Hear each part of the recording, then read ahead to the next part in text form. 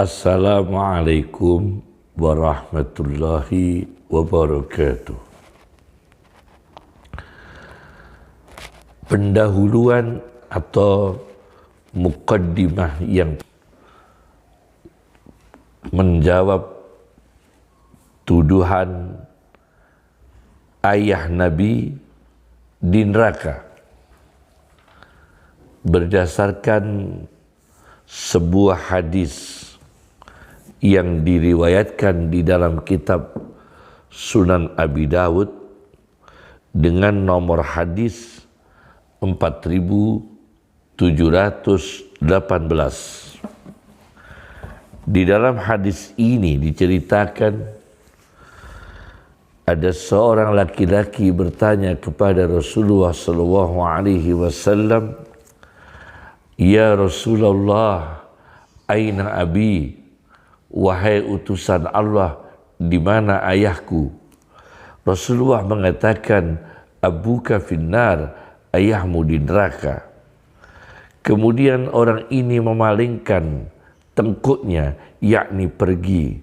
Kemudian Rasulullah SAW mengatakan, "Inna abi wa abaka finnar," sesungguhnya ayahku dan ayahmu di dalam neraka. Hadis ini dianggap dijadikan dalil kalau ayah Nabi berada di neraka. Bagaimana jawaban Ibnu Ruslan sebagai pensyarah Sunan Abi Dawud dari golongan Ahli Sunnah wal Jamaah? Saya baca di dalam syarah Sunan Abi Dawud Ibnu Ruslan di jilid 18 halaman 285-286. Di sini dijelaskan bahwa hadis ini dengan penelitian para ahli hadis, wala'alla hadza qabla an yuhyiyallahu ta'ala walidayhi. Ini hadis karena belum dihidupkan kedua orang tua Nabi, yang kemudian setelah dihidupkan wa yuslima ala yadayhi, kedua orang tua Nabi masuk Islam di hadapan, di tangan kedua tangan Nabi sallallahu alaihi wasallam. Kemudian berdasarkan hadis dari Aisyah menceritakan ketika Rasulullah SAW suatu ketika menunaikan haji wada, singkat ceritanya ketika itu Rasulullah mengatakan dalam perjalanan Rasulullah menceritakan, fasa'altullaha ayyuhyaha, maka aku memohon kepada Allah untuk menghidupkan ibuku, fa'ahyaha, maka Allah menghidupkannya, fa'amanat bihi, maka ibuku Aminah beriman kepada Allah. Dan ada lagi hadis diriwayatkan dari As-Suhaili, anna Allah Ta'ala ahya lahu abahu wa ummahu wa amana bihi. Allah Ta'ala menghidupkan kepada Nabi ayah dan ibunya, dan kedua-duanya beriman kepada Allah, beriman kepada Nabi sallallahu alaihi wasallam. Ini disetujui oleh para ulama, di antaranya Al-Qurtubi, Ibnu Syahin. Ini ulama-ulama Sunni yang besar, dan Al-Qurtubi sendiri mengatakan tidak mustahil aklan wala syar'an. Tidak ada yang mengatakan kejadian menghidupkan kedua orang tua Nabi dan kemudian Islam dan iman, mengatakan ini tidak bisa ditolak, tidak bisa dianggap mustahil, yakni aklan, baik segi akal wala syar'an maupun segi syariat. Terjadi menghidupkan orang yang terbunuh pada zaman Bani Israel, dan Isa alaihi salam menghidupkan orang-orang mati dengan izin Allah Subhanahu wa taala sebagai contoh dalam sejarah. Muqaddimah kedua, menjawab tuduhan ibu Rasulullah sallallahu alaihi wasallam di neraka berdasarkan hadis sahih Muslim. Berdasarkan hadis sahih Muslim, yaitu hadis nomor 2138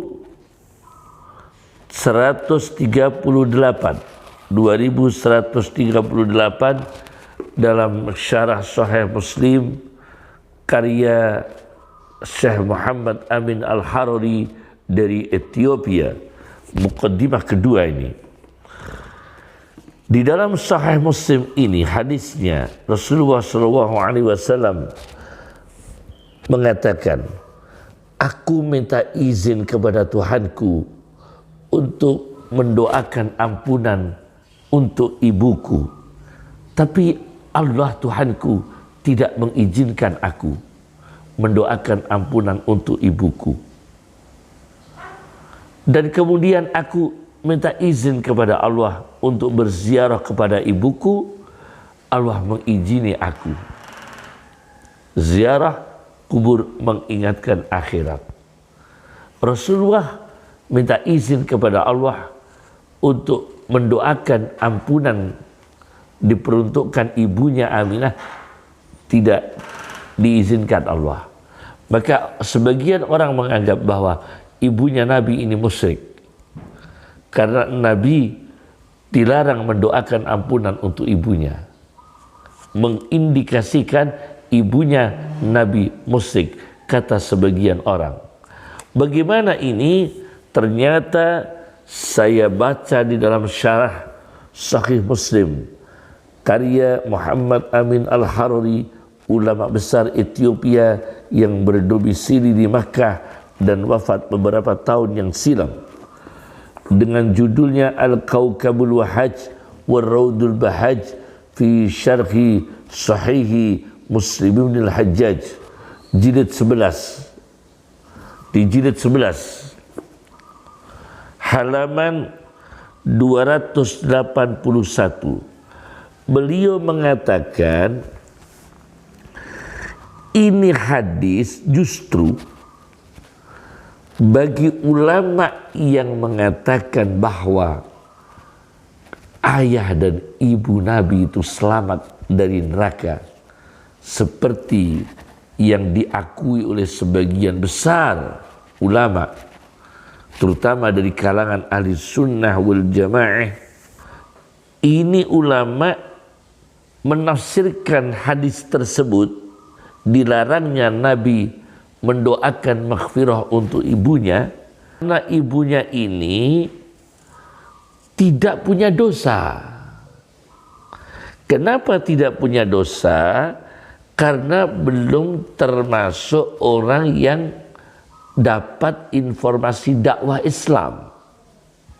Karena anaknya namanya Muhammad Rasulullah Sallallahu Alaihi Wasallam belum menjadi nabi, belum menjadi rasul, maka ibunya ini belum tersentuh oleh dakwah, belum tersampai dakwah kepadanya.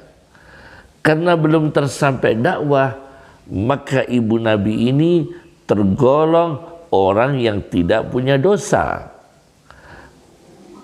Secara akidah, secara akhlak, sejarahnya juga wanita yang salihah. Nah, karenanya maka tidak diperlukan untuk diistighfarkan. Ini tafsirannya begitu. Annal istighfar, ya, far'u taswiri dzambi. Sesungguhnya istighfar itu cabang menggambarkan taswir, tasawur, menemukan, menggambarkan adanya dosa. Wadzalika fi awanit taklif, terjadinya bisa digambarkan adanya dosa apabila taklif mukallaf, yaitu kena hukum syariat, sudah kena dakwahnya syariat. Wala yuqalu dzalik, dan ini tidak bisa diterima akal, dia disebut mukallaf secara syariat fi man lam tablughu ad-da'wah, bagi orang yang tidak kesampaian dakwah karena putranya belum jadi nabi. Fala wajha lil istighfari lahum, maka tidak diperlukan istighfar untuk mereka, khususnya ibu Nabi sallallahu alaihi wasallam. Fal istighfaru ma syuri'a illa li ahli dakwah, maka istighfar itu tidak disyariatkan kecuali untuk mereka yang sudah didakwai dan punya dosa. La li ghairihim, bukan untuk selain mereka yang sudah kena informasi dakwah. Ini tidak tahu dakwah karena beliau istri Abdullah Sayyidah Aminah ini wafat, Nabi masih kecil, belum jadi nabi, belum jadi rasul, belum mendapatkan dakwah Islam.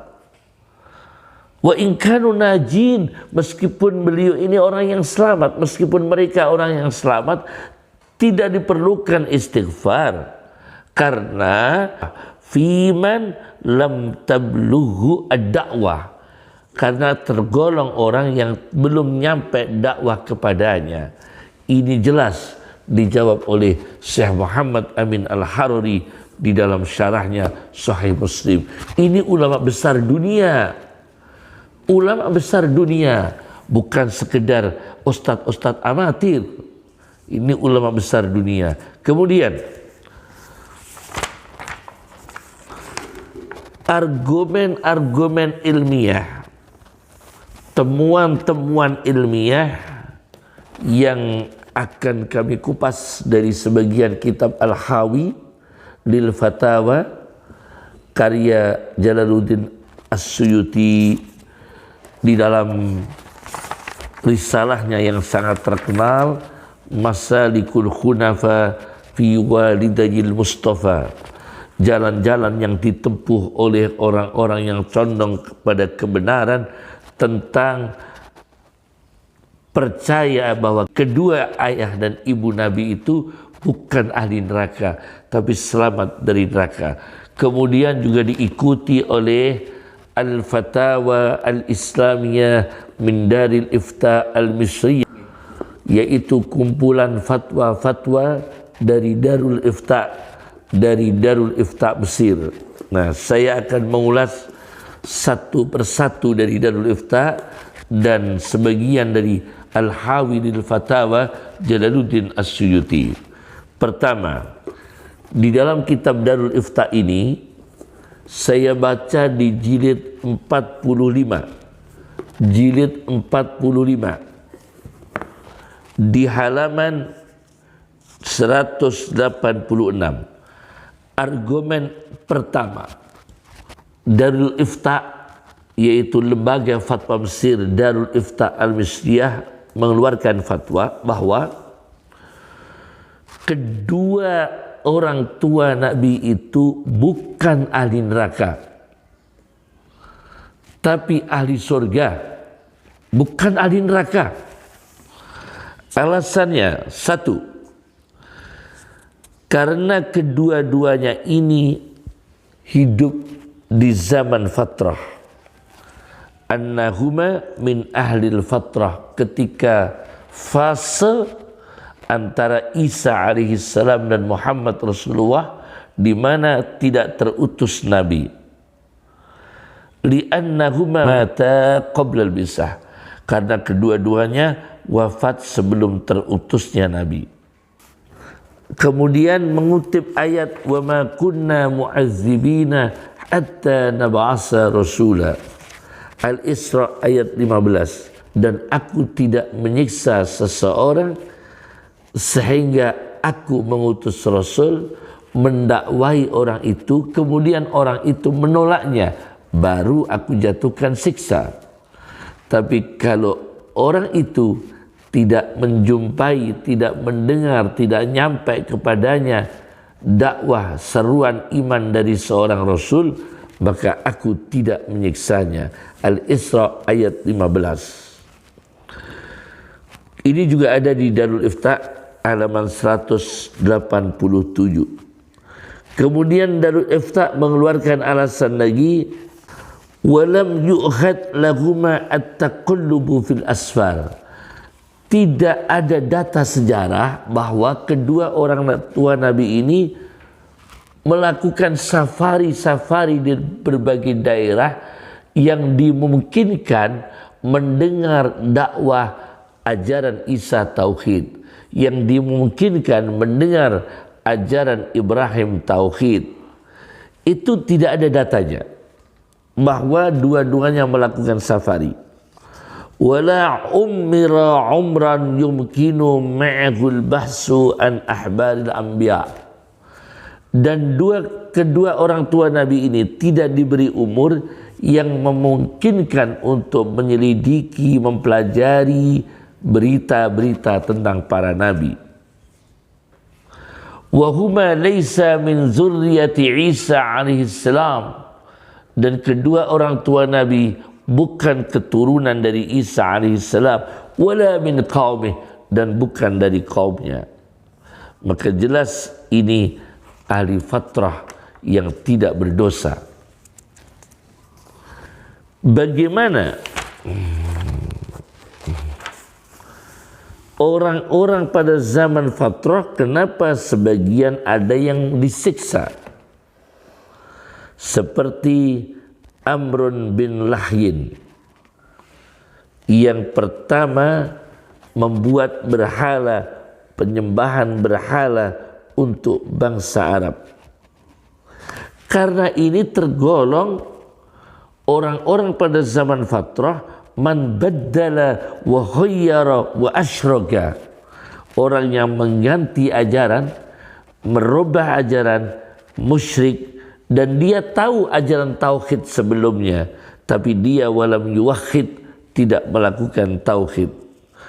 Wa syara'a li nafsi, membuat syariat sendiri. Fahallala wa harrama, membuat haram sendiri, membuat halal sendiri, dan membuat haram sendiri. Jelas ini mendapatkan siksa. Tetapi ada golongan lagi pada zaman fatrah, diceritakan oleh Jalaluddin Asyuti dalam kitab Al-Hawi Al-Fatawa jilid 2 halaman 209, man lam yusyrik wa lam yuwahhid, tidak sempat syirik, tidak sempat tauhid, wala dakhala fi syari'ati nabi, tidak masuk di satu syariatnya Nabi, wala ibtakara li nafsihi syari'ah, tidak membuat syariat buatan, wala ikhtara'a dinan, tidak membuat agama. Dan ini orang yang lugu memang tidak tahu kebenaran. Nah, ini orang kata Jalaluddin Asyuti tergolong orang yang tidak mendapatkan siksa. Fahum ahlul fatrah hakikah, ini benar-benar ahli fatrah. Kemudian orang yang pada zaman fatrah sudah bertauhid, man adrakat tauhid bi basiratihi, dengan mata hatinya. Di antaranya adalah Zaid bin Amr bin Nufail. Nah, jadi ini juga ahli surga, tidak neraka. Termasuk orang yang tidak syirik tapi juga tidak bertauhid karena tidak tahu syariat sama sekali. Betul-betul fatrah, ahlul fatrah hakikah, ahli di masa fase kekosongan, tidak ada nabi dan rasul, tidak nyampe kepadanya ajaran nabi dan rasul. Ini jelas bukan ahli neraka. Kemudian fatwa Darul Ifta kedua, argumen kedua, annahuma najiyani, sesungguhnya orang tua Nabi kedua-duanya selamat, li'annahuma lam yasbut anhuma syirkun, karena tidak ada perilaku kemusikan yang dilakukan oleh kedua beliau ayah dan ibu Nabi sallallahu alaihi wasallam.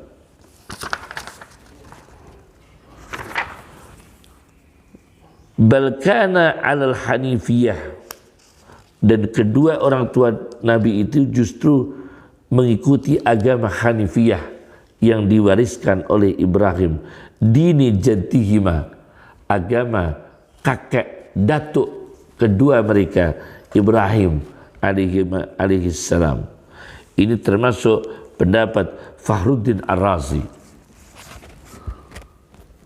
Dan memakai dalil di surat Asy-Syu'ara ayat 219, alladzi yaraka khina taqum, Allah yang melihatmu ketika pada waktu kamu sedang berdiri, wa taqallubaka fis sajidin, dan kamu membolak-balik di dalam mereka yang ahli sujud kepada Allah. Nah, ini menunjukkan secara biologis dan ideologis, annahu sallallahu alaihi wa alihi wasallam kana yataqallabu. Rasulullah ini secara biologis dan ideologis membolak-balik di dalam tulang belakangnya orang-orang yang sujud, yakni nasabnya ini orang yang sujud kepada Allah Subhanahu wa ta'ala, Muslim. Kemudian ada hadis Nabi yang dikutip oleh Darul Ifta, argumen yang kedua, halaman 187-188, yaitu hadis lam azal unqalu min aslabit tahirin ila arhamit tahirat. Tidak berhenti-henti, yakni aku selalu dipindah. Lam azal unqalu, aku berpindah-pindah min aslabit tahirin, dari tulang belakang orang-orang laki-laki yang suci, ila arhamit tahirat, sampai pada rahim-rahimnya ibu-ibu yang suci.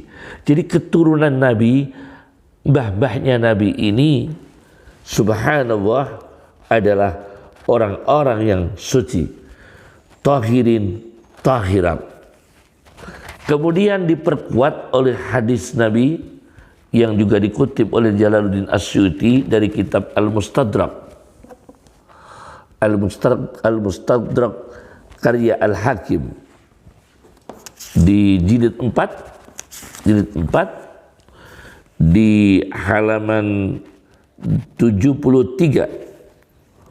Di sini ada hadis Nabi sallallahu alaihi wasallam, fa ana min Bani Hashim, maka aku dari Bani Hashim. Ini singkatnya hadis, saya singkat, saya baca tidak semua. Fa ana min Bani Hashim min khiyarin ila khiyar, aku ini keturunan Bani Hashim, dari sejarahnya sebelum-sebelumnya, min khiyarin ila khiyarin, dari golongan-golongan yang baik menuju golongan-golongan yang baik.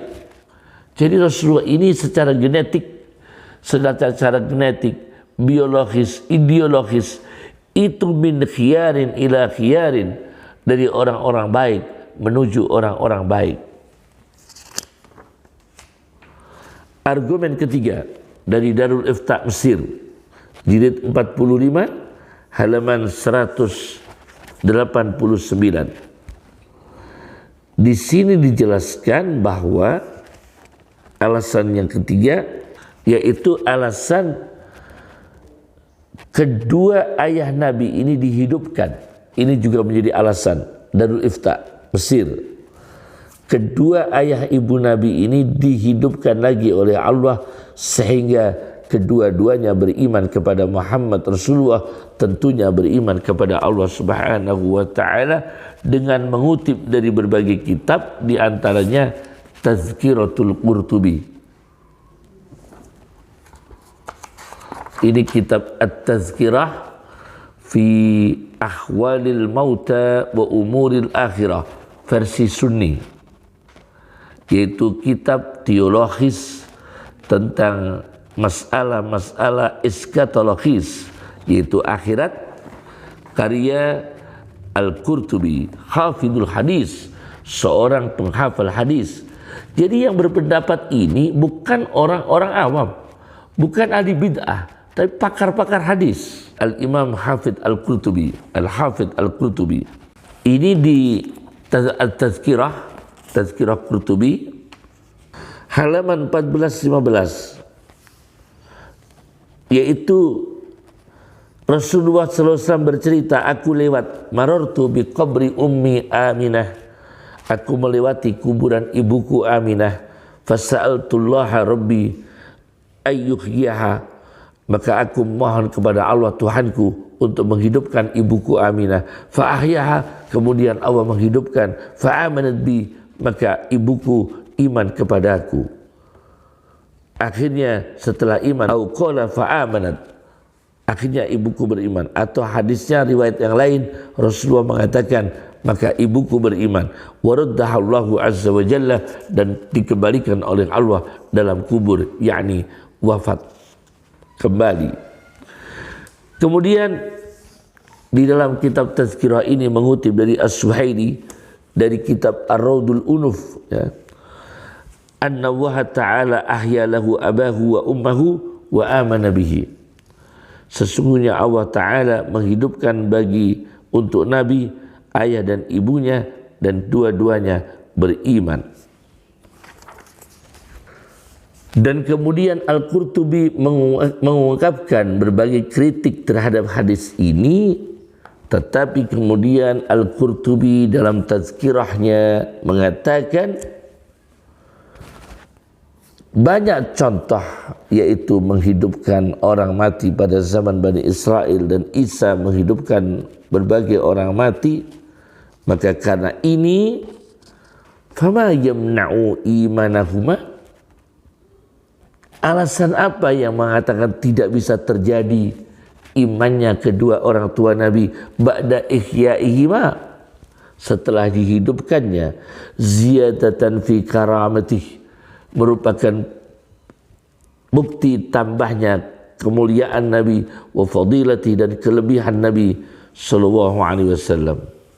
Karena dalam satu hadis saja matahari sudah terbenam, sementara ada sahabat yang belum sholat asar, Nabi minta kembali matahari diterbitkan. Anna Allah Ta'ala radda syamsa ala Nabi alaihi salam ba'da maghribiha. Ada sebagian sahabat belum sholat asar, Nabi memohon kepada Allah matahari dikembalikan terbit. Kemudian sahabat tadi sholat asar, dan kemudian matahari terbenam kembali. Ini jelas ada hadisnya, dan hadis ini diriwayatkan oleh Abu Ja'far At-Tahawi. Saya punya kitab Musnad Tahawi, cuma tidak ada di meja ini, belum saya siapkan, tapi ada di rumah kami, ada Musnad At-Tahawi. Kami beli di negara India. Waktu itu kami di India, di Dioban. Saya beli kitab itu, Musnad At-Tahawi. Dan At-Tahawi mengatakan, innahu hadisun sabit. Matahari terbenam, kemudian terbit, diterbitkan lagi, supaya sahabat bisa sholat asar, kemudian terbit, kemudian terbenam lagi. Ini hadis tetap, hadisun sabit, hadis yang tetap, yakni pasti dan nyata. Kemudian Darul Ifta mengeluarkan argumen keempat. Darul Ifta Mesir di jilid 45 halaman 190. Ayah dan ibu Nabi selamat dari neraka, bukan ahli neraka. Argumen keempat, bahwasanya di antara spesifik yang diberikan Allah kepada Rasulullah SAW, annan nara la tadkhulu jawfan, sesungguhnya api neraka lebih-lebih tidak bisa masuk pada satu perut, dakhalahu syai'un, yang perut itu telah dimasuki, min fadalatin nabi, dari cairan-cairan dari tubuh Nabi Shallallahu Alaihi Wasallam. Orang yang perutnya sudah pernah terisi oleh cairan fadalat, cairan-cairan dari tubuh Nabi Shallallahu Alaihi Wasallam, dan dia beriman dan dia bertabarruk mencari berkah, maka orang ini tidak tersentuh api neraka, tidak tersentuh api neraka perutnya orang ini. Nah, bagaimana apalagi Aminah yang membawa Aminah dan Abdullah, tempat bertemunya proses reproduksi sperma Abdullah masuk pada rahim, terproses menjadi embrio, menjadi janin, kemudian menjadi bayi yang mulia Muhammad Rasulullah. Jelas insya Allah tidak tersentuh oleh api neraka. Ini analisis ilmiah dari Darul Ifta Mesir. Argumen yang keempat. Argumen yang kelima, para ulama dulu dan ulama yang menjadi benteng Ahlussunnah wal Jamaah, garda terdepan, itu saja mengingkari orang yang menuduh kekafiran orang tua Nabi. Siapa? Umar bin Abdul Aziz. Kurang apa? Umar bin Abdul Aziz apakah disamakan dengan ustadz-ustadz salafi? Umar bin Abdul Aziz khalifah yang sangat adil dan berilmu dan mulia, mutawatir seluruh dunia, itu saja mengingkari, menentang keras orang yang mengkafirkan orang tua Nabi Sallallahu Alaihi Wasallam. Maka Darul Ifta dengan argumen kelima ini mengambil dari kitab Tarikh Madinah Dimashq. Ini kitab Tarikh Madinah Dimashq, ada di rumah kami ini. Ini kitab berjilid 80 jilid. Jilidnya mencapai 80 jilid. Saya baca di jilid 45. Saya baca di jilid 45.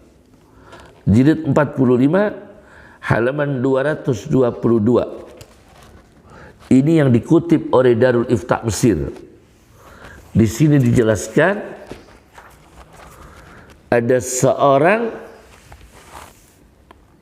yang pejabat administrasi di negara Sam pada zaman Khalifah Umar bin Abdul Aziz memperkerjakan seorang laki-laki di daerah di Syam, padahal ayahnya dari laki-laki ini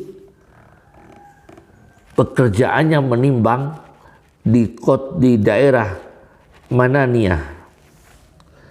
Maka Umar bertanya kepada pejabat itu yang menugaskan, yang memperkerjakan, kenapa kamu angkat pekerja ini di daerah di Syam, padahal ayahnya ini pekerjaannya menimbang di daerah Mananiyah?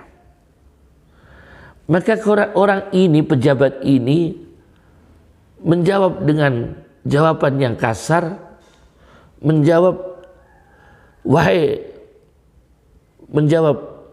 apa salah saya kalau saya memperkerjakan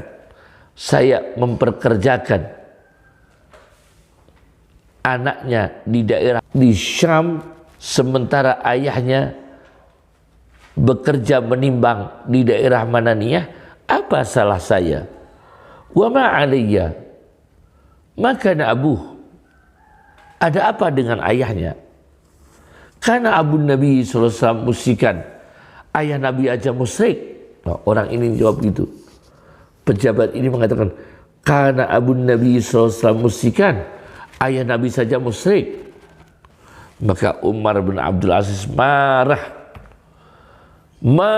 mendengar ucapan pejabat ini. Maka Umar bin Abdul Aziz mengatakan, a'aqta'u lisanah, apakah aku harus memotong lidahnya pejabat ini?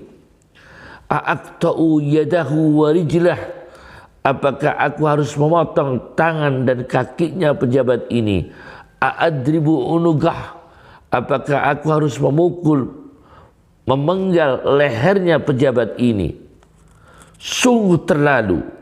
Maka Umar bin Abdul Aziz mengatakan, kamu sudah tidak lagi menjabat apa-apa, aku copot dari jabatanmu. La talili syai'an, kamu tidak bisa menjadi pejabat apa-apa dalam kekhalifahan saya, tidak menangani apa-apa. La talili syai'an, selama saya menjadi khalifah, ma baqitu, selama saya menjadi khalifah, kamu tidak menangani apa-apa, kamu tidak mengurusi apa-apa terkait saya, terkait kekhalifahan saya, tidak menjadi pejabat apa-apa.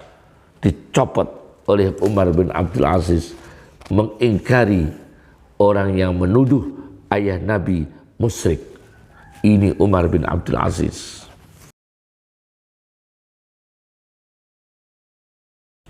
Argumen keenam dari Darul Ifta jilid 45 halaman 199. Kalau dari Darul Ifta, cerita Ibnu As, cerita Umar bin Abdul Aziz, Darul Ifta jilid 45, Darul Ifta Mesir ya, Misriyah halaman 193.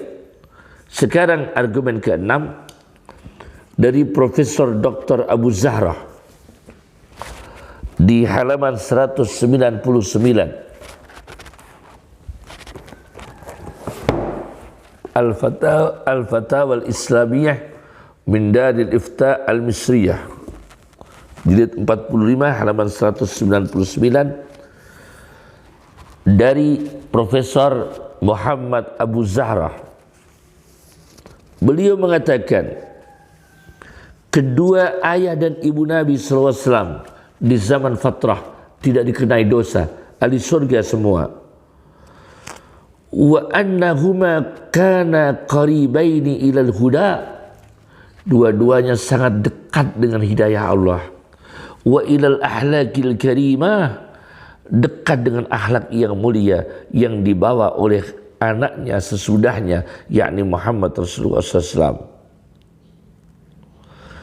Wa na'taqidu, kesimpulan terakhir Profesor Abu Zahrah, wa na'taqidu, dan aku berakidah, kami berakidah, kami percaya, bimuraja'atin nusus al-Qur'aniyah, setelah aku murajaah, mentelaah berulang-ulang teks-teks dalam Al-Quran, wal ahadis as-sahihah, dan hadis-hadis sahih, la yumkinu, tidak mungkin, ayyakuna finnar, tidak mungkin kedua ayah dan ibu Nabi di dalam neraka. Ini temuan Abu Zahrah, Profesor Abu Zahrah. Yang ketujuh, argumen yang ketujuh, Jalaluddin As-Suyuti di dalam kitabnya Al-Hawi lil Fatawa jilid 2, tepatnya di bagian kitab Masalikul Hunafa fi Walidayil Mustafa jilid 2 halaman 213, mengutip dari At-Tabaqatul Kubra. Jadi kita cari sumber aslinya juga. At-Tabaqatul Kubra karya Ibnu Sa'din. Ini At-Tabaqatul Kubra karya Ibnu Sa'din, sebuah kitab sirah menjadi rujukan dunia. Di kitab ini di jilid 1 halaman 42. Kalau tadi di kitab Al-Fawi lil Fatawa Jalaluddin As-Suyuti jilid 2 halaman 213, mengutip dari kitab At-Tabaqatul Kubra jilid 1 halaman 42. Diceritakan ketika Nuh alaihi salam turun dari kapal, maka masing-masing dari penumpang kapalnya Nabi Nuh ini membangun rumah. membangun rumah karena penumpangnya 80, fasumiyat suqas samanin. Perumahan itu disebut pasar 80. Disebut apa? Pasar 80. Dari penumpangnya Nabi Nuh berjumlah 80, membuat perumahan-perumahan. Nuh bersama rombongannya 80 orang membuat perumahan-perumahan, disebut suqus samanin, pasar 80. Maka anak-anak yang keturunan Qabil tenggelam. Tenggelam semua. Yang keturunan Qabil tenggelam semua. Wa ma baina Nuhin ila Adam minal aba kanu alal Islam. Yang keturunan dari Qabil tenggelam semua. Fa khariqa banu Qabil kulluhum. Wa ma baina Nuh ila Adam minal aba, antara Nabi Nuh sampai Adam dari ayah-ayah yang hidup, kanu alal Islam. Semua Islam. Singkatnya, setelah wilayah perumahan rombongan Nabi Nuh yang membuat rumah di satu kampung disebut suqus samanin, pasar 80 orang, karena mulai banyak penduduknya, banyak generasinya, anak cucu, maka mereka berbondong-bondong tahawwalu ila Babil, pindah ke Babil. Fabanauha, maka membangun kota Babil. Di kota Babil ini singkatnya fakasuru biha, menjadi banyak populasi penduduknya, keturunan Nabi Nuh dan rombongannya. Hatta balagu mi'ata alfin, sampai mencapai 100.000. Wahum adal Islam, semua beragama Islam. Mereka beragama Islam sampai Ibrahim alaihissalam. Jadi secara genetik Rasulullah dari Ibrahim sampai Nuh Muslim semua. Luar biasa ini. Ini perlu diketahui, ya. Perlu diketahui, ya. Maka sangat-sangat ceroboh orang yang mengatakan kedua orang tua Nabi ini mati dalam keadaan kafir. Bayangkan Nabi sendiri ini keturunan Ibrahim. Dan Ibrahim itu dalam penelitian Ibnu Sa'din dan disetujui oleh Jalaluddin Asyuti, itu Ibrahim alaihissalam, ya, sampai ayahnya itu, sampai Nuh, sampai Adam Muslim. Fa'urifa min majmu'i hadhil asar, maka diketahui dari himpunan-himpunan inilah data-data yang dinukil, anna ajdadan Nabi sallallahu alaihi wasallam kanu mu'minin biyaqin, sesungguhnya kakek-kakek Nabi itu iman semua dengan yakin, min Adam, sejak Nabi Adam, ila zaman Numrud, sampai zaman Numrud, yakni pada zaman Ibrahim. Nah, ayah Ibrahim kenapa kafir? Azar, bukan ayahnya, itu paman Ibrahim, bukan ayahnya. Karena ayah Ibrahim itu adalah Tarah. Saya baca di halaman 214, di halaman 214 Al-Hawilil Fatawa, inna aba Ibrahim lam yakun ismuhu Azar, sesungguhnya ayah Ibrahim bukan Azar, wa inna makana ismuhu Tarah, namanya Tarah. Sedangkan Azar yang disebut dalam Al-Quran itu bukan ayahnya, tapi paman Ibrahim alaihissalam yang musyrik, namanya Azar. Itu paman, bukan ayah. Yang terakhir, argumen yang ke-8, yakni ulama Sunni yang punya karya Ruhul Ma'ani, dikutip oleh Darul Ifta juga,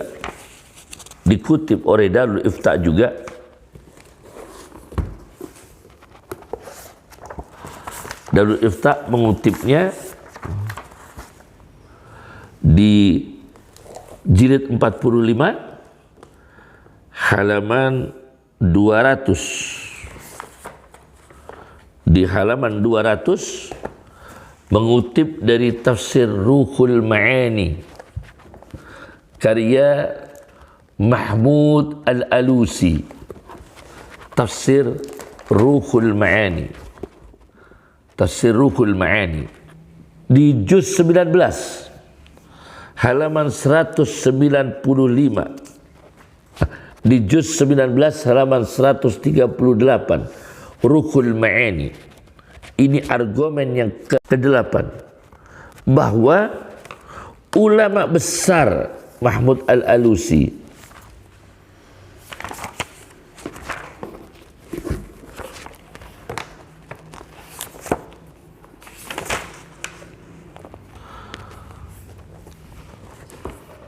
mengutip ayat wa taqallubaka fis sajidin.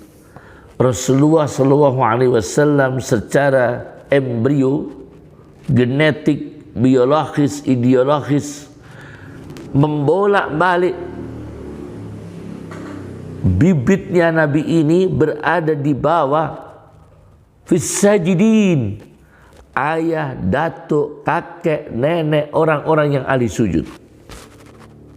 Wa taqallubaka fis sajidin, dirimu membolak-balik berproses di bawah dari satu orang ke satu orang, orang-orang yang sujud. Ini ayat 219 surat Asy-Syu'ara. 219 surat Asy-Syu'ara. Nah, di sini beliau mengatakan di kitab Ruhul Ma'ani ini menunjukkan kedua ayah dan ibu Nabi iman.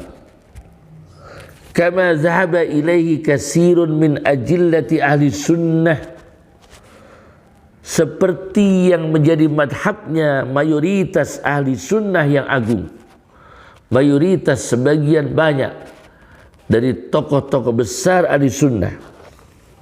Kemudian Mahmud Al-Alusi mengatakan, wa ana ahsyal kufra, justru aku khawatir terjadi kekufuran ala man yaqulu fi hima, atas orang yang menganggap kedua orang tua Nabi ini kafir. Ini aku justru mengkhawatirkan diri mereka akan menjadi kafir. Aku khawatir diri mereka akan menjadi kafir, orang yang mengkafirkan kedua orang tua Nabi sallallahu alaihi wasallam. Bahkan beliau mengatakan ala rohmi anfi Ali Al-Qari, meskipun ala rohmi, meskipun pada hidungnya Ali Al-Qari,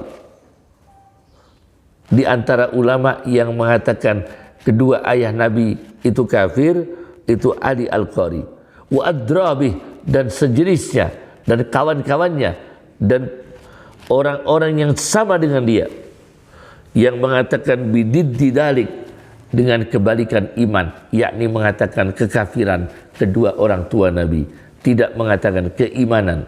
Bididdi dalik, yang mengatakan sebaliknya iman.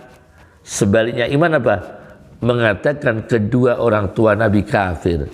Ini aku khawatir orang-orang ini justru menjadi kafir. Ini yang aku khawatirkan. Wa ana ahsyal kufra.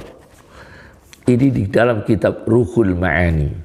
Semoga kita diberi hidayah oleh Allah dan diberi kehati-hatian untuk mendapatkan taufik dan mendapatkan akidah yang sebenarnya. Assalamualaikum warahmatullahi wabarakatuh.